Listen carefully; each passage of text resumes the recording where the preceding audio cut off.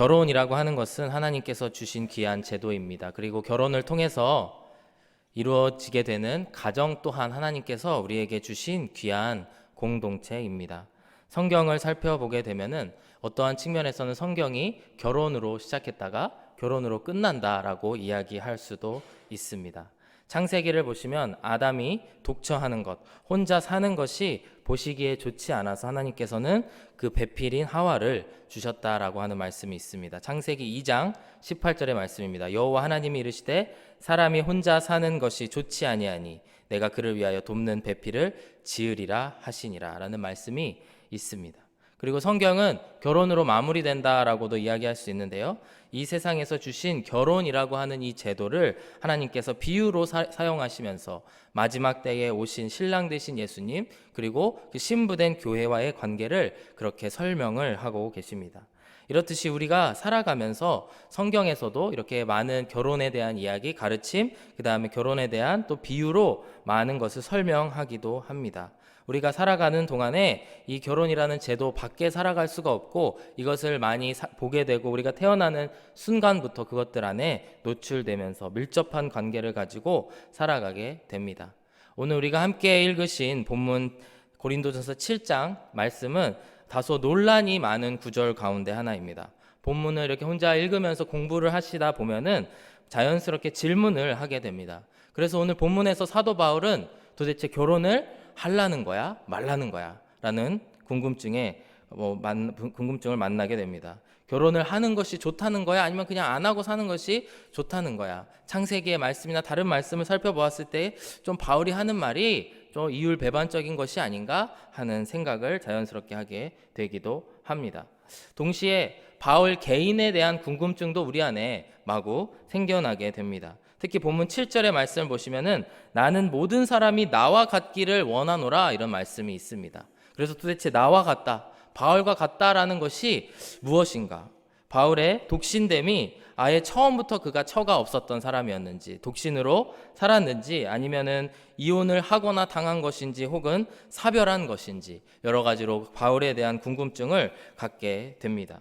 하지만 하나님께서는 또 성경에서는 이 바울 개인에 대한 그런 상황에 대해서는 특별히 설명을 하지도 않고 단서를 제공하지도 않습니다. 또한 고린도전서 7장에서는 바울이 결혼과 더불어서 독신에 대한 이야기도 설명을 하고 있습니다.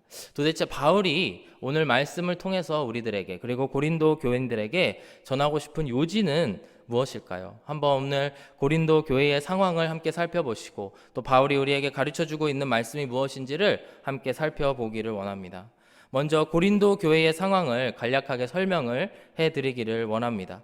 고린도 교회는 매우 미성숙한 교회로 우리들에게 알려져 있습니다. 그 안에는 아마도 미성숙한 교회는 미성숙한 교인들, 신앙인들이 있었기 때문에 그럴 것이라고 생각이 됩니다.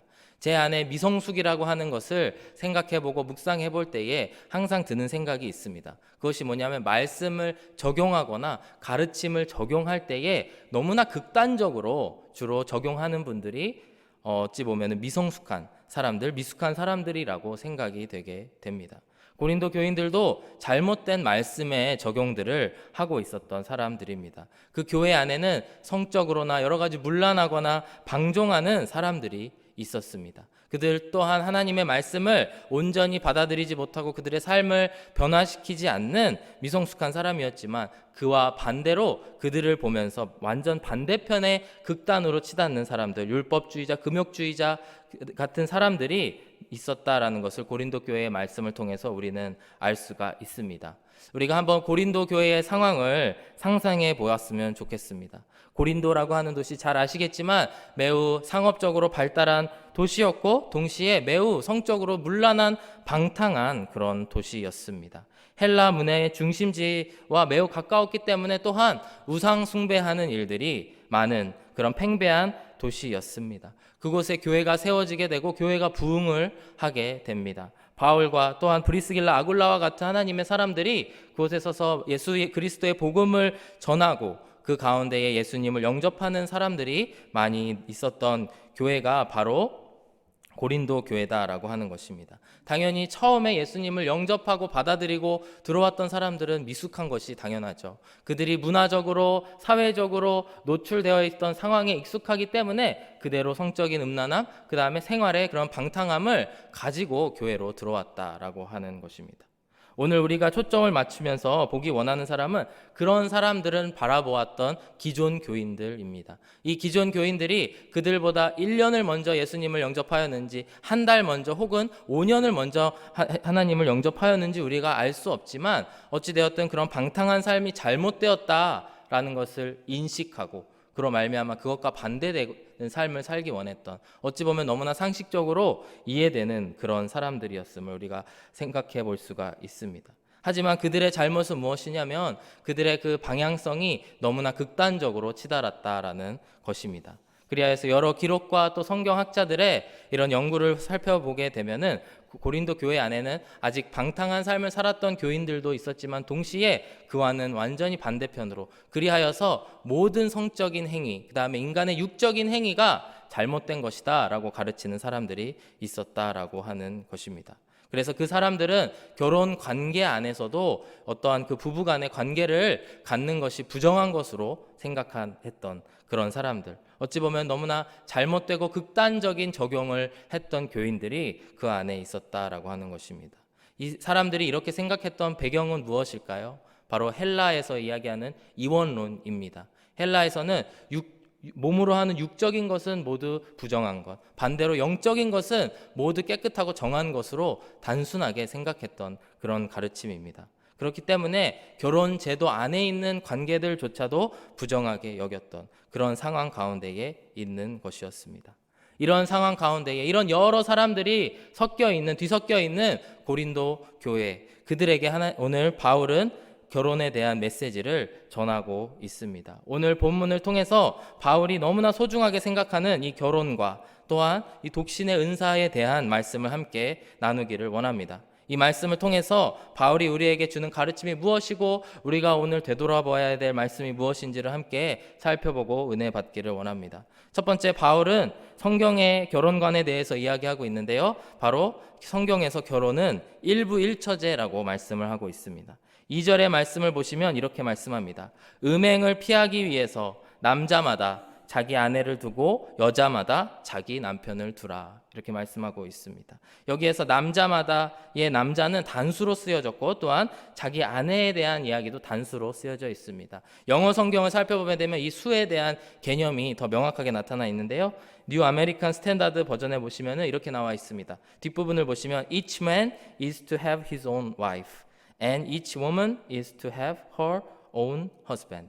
each, 그 다음에 단수가 오는 거 잘 알고 계시죠? 그래서 남자 한 사람에게 한 사람의 와이프, 그리고 한 여성에게 한 사람의 남편을 가지게 하였다라는 것이 바로 이 성경적인 가르침, 우리에겐 너무나 당연한 거일 수도 있지만 그 당시에 그 헬라 사람들에게는 아마도 좀 생소한 개념일 수도 있다라는 것을 이 시간 이야기하고 싶습니다. 결혼이란 한 사람의 남자와 한 사람의 여자 가운데에 맺어진 관계입니다. 그리고 그 약속입니다. 바울은 이러한 개념들을 그 고린도 교인들에게 설명을 하면서 하나님이 이야기하고 계시는, 가르치고 계시는 그 가정이 어떤 것이고 결혼이 어떤 것인지에 대해서 설명을 하고 있습니다.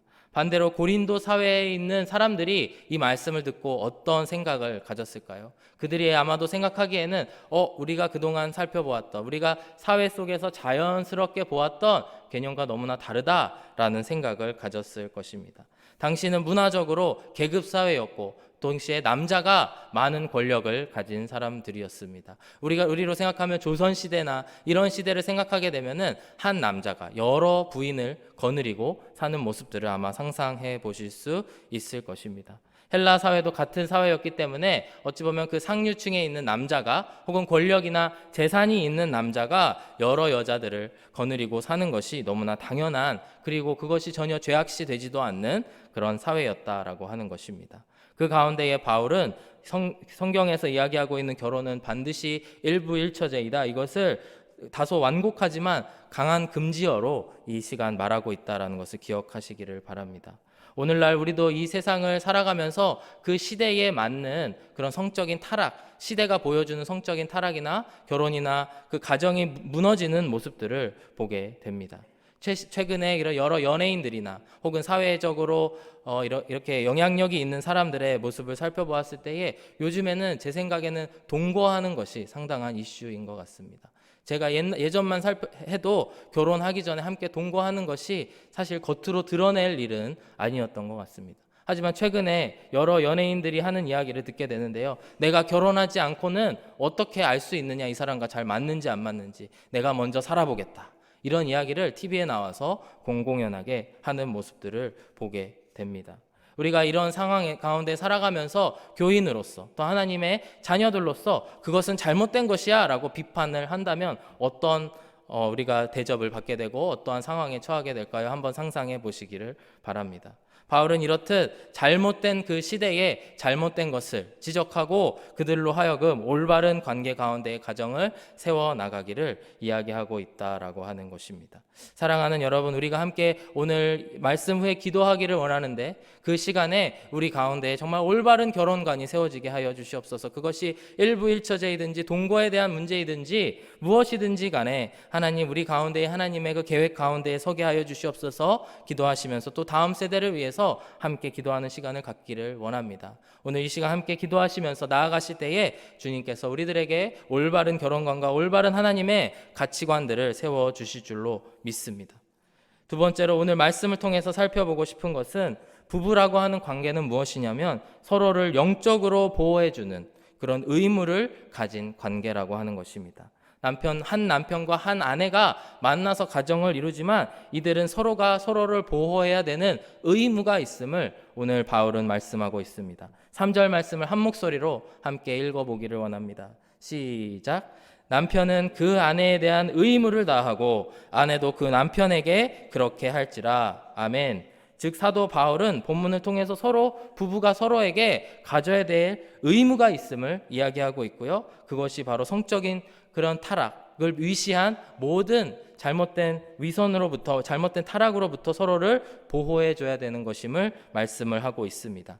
2절의 말씀을 보시면 이렇게 시작을 하죠. 음행을 피하기 위해서 남자마다 자기 아내를 두고 아내마다 자기 남편을 두라. 이렇게 말씀을 하고 있습니다. 이 말씀을 잘못 해석하게 되면은 결혼이라고 하는 것은 내가 음행을 피하기 위해서 하는 거구나 라고 잘못 해석될 수도 있지만 이 말씀이 하고 있는 것은 그것이 아니고 부부관계의 여러 기능 그리고 부부관계의 여러 의무 중에 하나가 서로의 음행을 피하기 위한 것이다 라고 말씀하고 있습니다. 5절의 말씀을 살펴보시면 서로 분방하지 말라, 서로 방을 따로 쓰지 말라라고 하는 말씀입니다. 서로 분방하지 말라, 다만 기도할 틈을 얻기 위하여 합의상 얼마 동안은 하되 다시 합하라.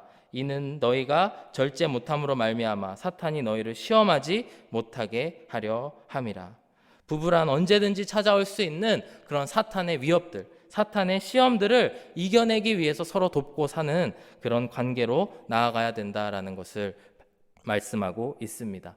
제가 신학교에 입학을 하고 첫 학기에 들은 수업 중에 Spiritual Formation이라고 하는 그런 강좌가 있었습니다. 1학점밖에 되지 않고 일주일에 한 번씩 만나는 수업이었는데요. 한국어로 해석을 직역을 하게 되면 영적인 형성 이런 수업입니다. 그 수업 가운데 하는 것은 다른 것이 아니고 일주일에 한 번씩 모여서 때로는 교수님과 때로는 저의 그런 하구 중에 한 명인 그 accountability 파트너라고 불렀습니다. 그 저의 파트너를 만나서 함께 지난 한 주간 어떤 영적 생활을 하였는지에 대해서 짧게 나누는 그런 수업이었습니다. 수업을 들을 때에는 저는 이 수업이 너무나 지루했습니다. 빨리 가서 더 조직 신학을 배우고 싶고 신약과 구약을 배우고 싶은 그 열정이 넘치는 신학생이었는데 주님, 여기서 만나서 이 친구와 이런 그런 말씀 나눔을 하라니요. 이거는 교회에서도 할 수 있는 일이 아닙니까? 이런 생각을 하게 되었습니다.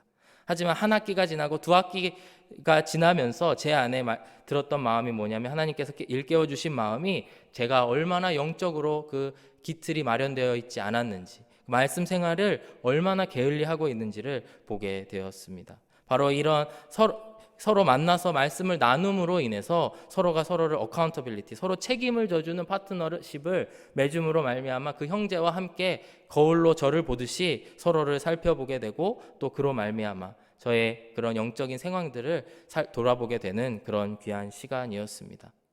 이런 관계를 어카운터빌리티 파트너라고 해서 서로가 서로를 책임져주고 돌봐주는 그런 파트너라는 이름을 짓게 되었습니다. 우리도 살아가면서 그런 존재들이 많이 있습니다. 제가 처음에 한우리교회에서 이제 풀타임 사역을 시작하게 돼서 사무실에 가서 첫 출근을 했을 때 생각보다 그 공간이 상당히 좁게 느껴졌습니다. 담임 목사님은 벽 하나 넘어서 계시고 또 저와 함께 목사님들 함께 계시고 거기에 옹기종기 모여서 있는 것이 좀 다소 비좁게 느껴졌지만 그때 목사님께서 저희들에게 해주신 말씀이 있습니다. 이게 좋은 겁니다.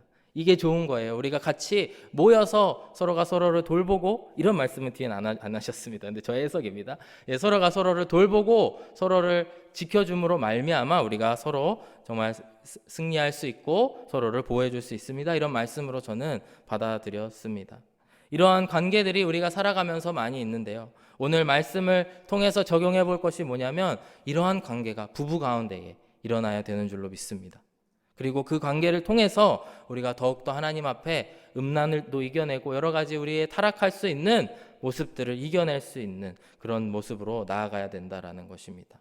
결혼 생활을 통해서 우리가 추구해야 될 성격적 가치가 무엇일까요? 오늘날 사회적인 시대적인 상황으로 봤을 때는 아마도 우리로 하여금 행복을 추구하라고 많은 사람들이 해야 한다고 대답을 하실지도 모르겠습니다. 하지만 오늘 우리가 정말 행복을 추구해야 되는가? 행복이 물론 중요하지만 가장 최우선으로 추구해야 될 것이 그것인가 함께 한번 생각해 보기를 원합니다. 반대로 성경이 이야기하고 있는 가장 먼저 추구해야 될 가치가 무엇이냐면 바로 거룩이다라고 하는 것입니다. 하나님께서는 우리에게 내가 거룩하니 너희도 거룩하라 라고 하는 명령을 주셨습니다. 그것이 우리의 가정에서 그리고 부부관계 안에서 가장 먼저 이루어질 줄로 믿습니다. 그리하여서 우리의 부부생활이 살아남으로 말미암아 또 그 가운데 질서가 잡혀감으로 말미암아 하나님께 영광을 올려드리는 저와 여러분들이 되시기를 간절히 바랍니다. 이것이 가능하려면, 이 의무를 다하는 일이 가능하려면 무엇이 먼저 돼야 되냐면 바로 피차에게 복종하는 삶입니다. 4절의 말씀을 함께 보시면 아내는 자기 몸을 주장하지 못하고 오직 그 남편이 하며 남편도 그와 같이 자기 몸을 주장하지 못하고 오직 그 아내가 하나니, 이렇게 말씀하고 있습니다. 아마도 결혼 이전에는 나의 몸과 나의 시간과 나의 모든 소유가 어쩌면 나의 것처럼 내 것처럼 사용했을지 모릅니다. 하지만 결혼 이후의 생활은 모든 것이 달라지는 것입니다. 나의 몸도 시간도 소유물도 이제 전부 배우자의 것이 되는 것, 그것이 바로 결혼한 이후의 변화들이다라고 하는 것입니다. 어제 말씀을 전해주신 목사님의 표현을 빌자면 나로 충만했던 삶이 이제는 배우자로 충만하는 삶으로 되어가는 것입니다. 그리하여서 그 충만한 서로에게 복종하는, 피차에게 복종하는 일들로 말미암아 서로가 서로를 보호해주는 안전장치가 되어서 하나님의 영광에 이르게 하는 도우미들로 서로가 서 나가야 되는 줄로 믿습니다. 잠언 2장의 말씀을 보시면은 악인에 대해서 이렇게 설명을 합니다. 그는, 악인입니다. 그는 젊은 시절의 짝을 버리며 그의 하나님의 언약을 잃어버린 자라. 그의 집은 사망으로 그의 집은 수월로 기울어졌나니 누구든지 그에게로 가는 자는 돌아오지 못하며 또 생명길로 길을 얻지 못하느니라. 사랑하는 여러분들에게 주어지신 그 배우자들, 배필들을 소중히 여기시기를 바랍니다. 그리하여서 서로를 보호하고 서로를 끝까지 돌봐주는 그 영적 의무를 잘 감당하시기를 바랍니다. 그리하여서 사탄의 유혹에 넘어가지 말고 오직 하나님께 영광 올려드리기로 힘쓰시는 여러분들이 되시기를 간절히 바라고 축복합니다. 마지막 세 번째로 오늘 말씀에서 이야기하고 있는 것은 무엇이냐면 결혼 그 자체로 소중하지만 그것 또한 하나님을 섬기고 복음을 전파하는 도구임을 우리가 기억을 해야 됩니다. 바울은 결혼과 독신을 둘 다 하나님의 은사로 설명을 하고 있습니다. 7절의 말씀을 보시면 나는 모든 사람이 나와 같기를 원하노라. 그러나 각각 하나님께 받은 자기의 은사가 있으니 이 사람은 이러하고 저 사람은 저러하니라. 이렇게 말씀하고 있습니다. 은사라고 하는 것은 바로 하나님께서 주신 선물입니다. 하나님께서 주신 선물이기 때문에 우리가 결혼을 한 것도 하나님의 선물이요, 결혼을 안 하고 독신으로 있는 것도 하나님의 선물이다라고 바울은 이야기하고 있습니다. 아마 이곳에 결혼을 하신 분들도 계시고 안 하신 분들도 계시고 지금 결혼한 상태이신 분들도 계시고 싱글이신 분들도 계실 겁니다. 하지만 여러분들이 내가 잘나서 결혼했다 그렇게 생각하시는 분들이 계시면 혹시 손을 들어주실 수 있을까요? 내가 잘나서 결혼했다. 동시에 내가 못나서 아직 결혼을 못하는 것 같다. 이런 생각을 혹시나 가지신 청년들이 계시는가요? 그런 생각을 하지 마시기를 바랍니다. 왜냐하면 하나님께서 선물로 주신 것이기 때문입니다. 사실 저는 20대까지 결혼에 대한 걱정을 한 번도 안 하고 살았습니다. 사실 이게 육적인 자랑이 될 수도 있지만 고등학교 이후에 평균 1년에 약 1명 정도의 여학생이 저를 좋다고 이렇게 커밍아웃을 하는 자매들이 여학생이죠. 들이 있었습니다. 근데 나중에 알았는데 사실 한 명이 아니더라고요. 한 명보다 조금 더 많은 여학생들, 제가 눈치채지 못한 여학생들도 있었습니다. 그래서 그런 상황 가운데 눈치를 보면 알잖아요. 쟤 나 좋아하는 것 같은데? 그럼 나중에 그 친구들이 와서 야, 제가 너 좋아하는데 뭐 이렇게 이야기를 하는 겁니다. 그래서 저는 사실 결혼에 대한 걱정, 나는 이 정도면 괜찮은 사람이구나, 전혀 걱정을 안 하고 살았습니다.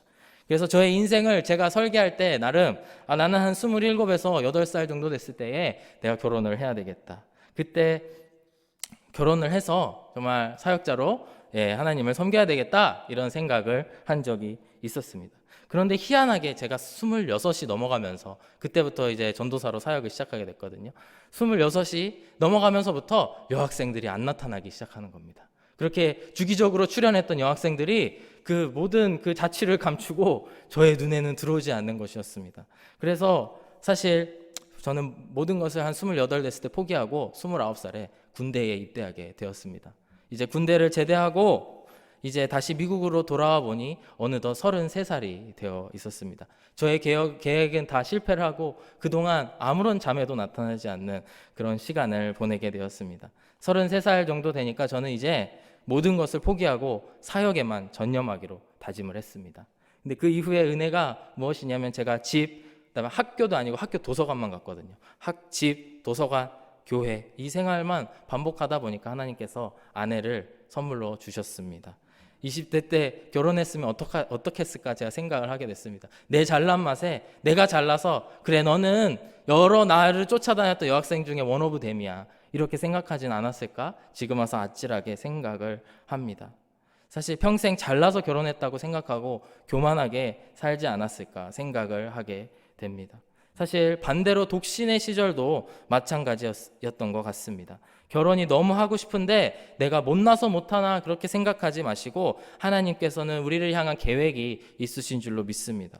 많은 청년들에게 말씀드리고 싶은 것은 여러분들이 배우자를 제때 만나지 못하게 하실 만큼 하나님은 약하신 분이 아니십니다. 하나님의 계획 가운데에 서 계실 때에 반드시 하나님께서는 선물과 같이 여러분들에게 배우자를 주실 줄로 믿습니다. 그리하여서 바울은 이러한 가운데에 결론적으로 7장 20절과 24절 오늘의 본문은 아닌데요.